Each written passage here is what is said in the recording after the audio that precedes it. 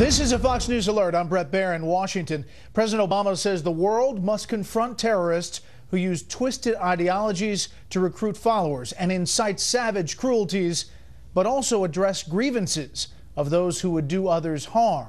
The president spoke to a global counterterrorism summit a short time ago at the White House. Chief White House correspondent Ed Henry is there tonight with more on the president's message. Good evening, Ed. Good evening, Brett. The president, as community organizer, trying to get local Muslim leaders to help stop the recruitment of young jihadists, but offering little urgency about Christians and Jews being slaughtered right now, as he claimed this fight against ISIS is a generational problem.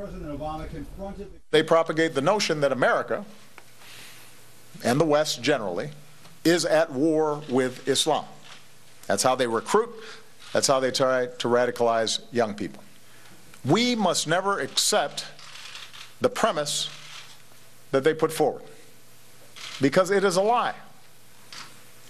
Nor should we grant these terrorists the religious legitimacy that they seek. They are not religious leaders, they're terrorists. Day 2 of the Violent Extremism Summit got off to a shaky start, with reporters peppering spokesman Josh Earnest with questions about whether it's just an academic exercise, with no deliverables to actually stop the terrorists. While Earnest seemed befuddled when asked to explain why he put out a statement over the weekend that referred to 21 Egyptian citizens being killed by ISIS, making no mention all the victims were Christian. I can't account for that specific line in the statement, but we've been clear there that we condemn this murder. The president wrote an op-ed in the Los Angeles Times that briefly mentioned that 21 Christians were beheaded by ISIS in Libya, and spent far more time cataloging grievances that Muslims have. The president writing, quote, efforts to counter violent extremism will only succeed if citizens can address legitimate grievances through the democratic process and express themselves through strong civil societies. What would the legitimate grievances of either ISIS or any other extremist group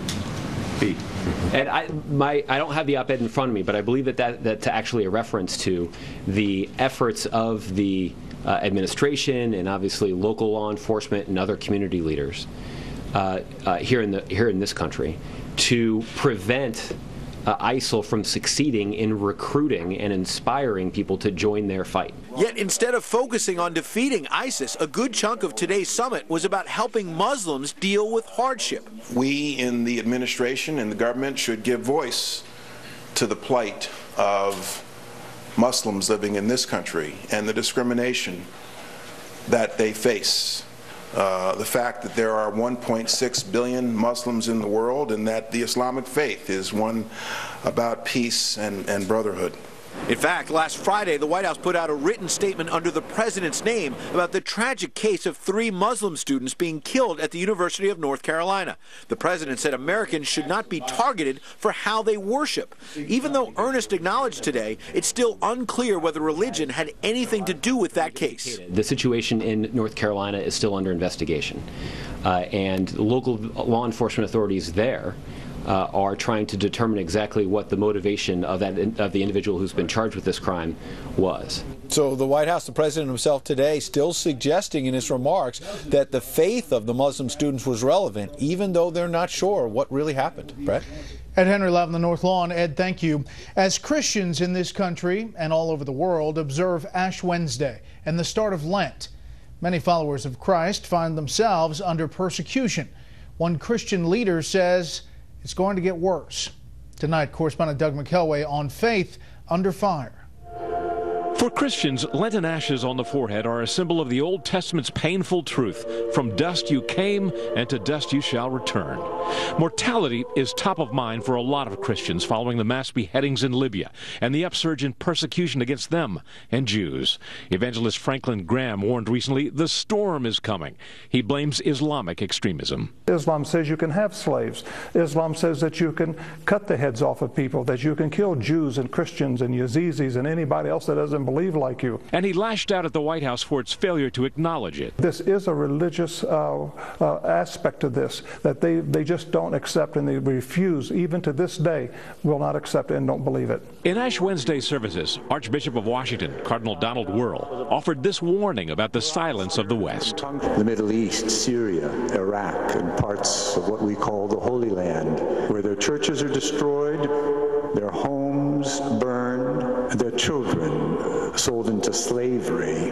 It has gone on for the longest time time because of the silence. Even today, President Obama avoided naming the religious affiliation of ISIS's Coptic Christian victims. His Ash Wednesday message saying only, quote, "We remember those who are suffering, including those persecuted for their faith." But he earned some praise from the Southern Evangelical Seminary President Richard Land for his LA Times op-ed. Quote, "Mr. President, I commend you for correctly identifying the Egyptian martyrs as Christians.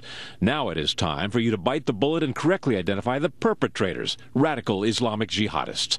Many moderate Muslims agree with Land's assessment. And as long as we don't name Islamism, political Islam, and all Islamic states as the enemy, as the new evil empire, we will never be able to engage reform.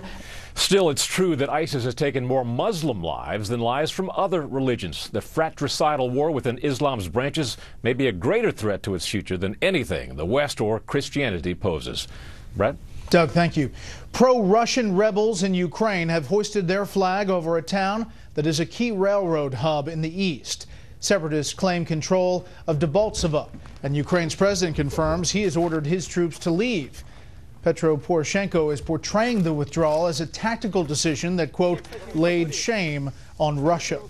We're learning tonight just how chaotic the evacuation of the U.S. Embassy in Yemen really was. Chief Intelligence Correspondent Catherine Herridge has a Fox News exclusive tonight. As security unraveled in Yemen, standard procedures to protect sensitive information at the embassy were not followed, according to a review of unclassified State Department emails by Fox News.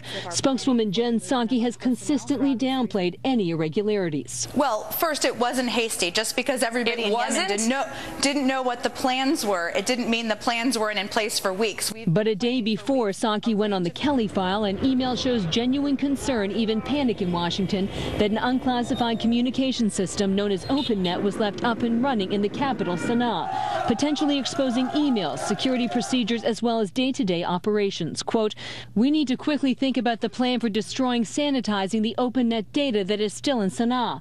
I am a little worried that it is still out there." Does everything go exactly as planned? No, but we had been planning this for weeks, and everybody was following the proper protocol. In addition to abandoning 20 SUVs at the airport in Yemen, Ambassador Matt Chuler, with the approval of Undersecretary Patrick Kennedy, one of the State Department's most senior executives, made the decision to leave OpenNet running at the embassy as a kind of lifeline if the evacuation went bad and the team had to return. If there's some other means of communication they need, they should have it with them. It should be portable. Leaving the embassy system up is an invitation to adversaries to get hold of it and exploit it. After the team was out, it took the State Department days to remotely access and delete the remaining data in Yemen. Why didn't we send them out in a military transport? There would have been no problem with U.S. Marines maintaining their guns if they had gone out on a military transport.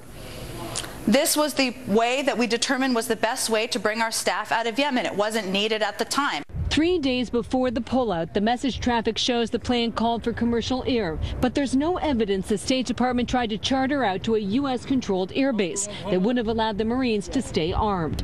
Today, Psaki deflected Fox's questions. We successfully moved our personnel out, and I think that's what everybody should be focused on. While the U.S. government no longer has an ambassador in Yemen, Psaki noted today that the 20 SUVs left at the airport have been returned and are now under UN control, Brett. Thank you. You're welcome. President Obama has named interim Secret Service Director Joe Clancy to the full-time job. That goes against the recommendation of an independent panel, which called for a new leader outside the service. Clancy's predecessor was forced out in the wake of a host of security breaches. Up next, Jeb Bush talks foreign policy and tries to put some political distance between himself and his father and brother. But first, here's what some of our Fox affiliates around the country are covering tonight. Fox 25 in Boston, where Mayor Marty Walsh is telling people, stop jumping out of windows into snowbanks. It's become a popular activity during the region's record-setting winter snowfall, and of course it is a social media thing. Walsh says, quote, "You could kill yourself." Fox 5 in Atlanta, where the ousted fire chief is suing the mayor and the city.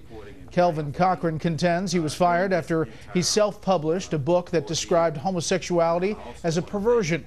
Mayor Kasim Reed says Cochran was terminated because he distributed the book to several subordinates at work. And this is a live look at Portland from our affiliate out there, Fox 12. One story there tonight, a jailed suspect punching himself in the face and then claiming detectives assaulted him. The man didn't realize he was on video. He was found guilty of filing a false report and attempted coercion. That's tonight's live look outside the Beltway from Special Report. We'll be right back.